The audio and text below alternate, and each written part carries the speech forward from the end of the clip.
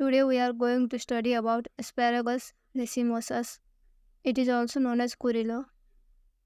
Asparagus racemosus is a species of asparagus common throughout Nepal, Sri Lanka, India and the Himalayan. It is a scandent, much-branched, spinous undershrub with tuberous root.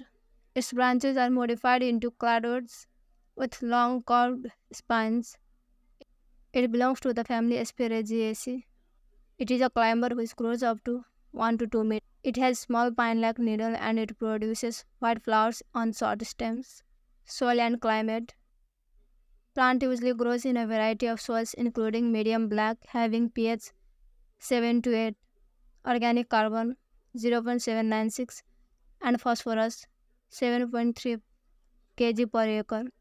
The soil is given 20 to 30 cm deep plowing field, harrowing after few days. Nursery raising and planting. Seeds are sown in April in raised beds at 5 cm apart.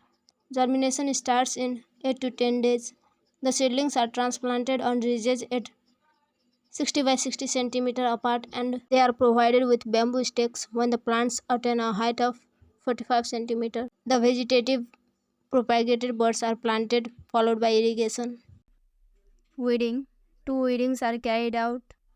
Irrigation. Irrigation is done after rainy season is over at the rate of 2 irrigations in winter season and per month in summer season. Manures, fertilizers and pesticides. Organic fertilizer like vermicompost using earthworm, green manure, etc. may be used as per the requirement of the species to prevent diseases. Biopesticides may be used. Uses. Asparagus racemosus is recommended in Ayurveda for the prevention and treatment of ulcer related to intestine, dyspepsia, nervous disorder. In modern Ayurveda practice, the roots of plants are considered to be effective as appetizer, stomach tonic and diarrhea, anti-dysenteric, laxative, anti-cancer, anti-inflammatory, blood purifier, night blindness, kidney problem, and throat complaints. Chemical constituent.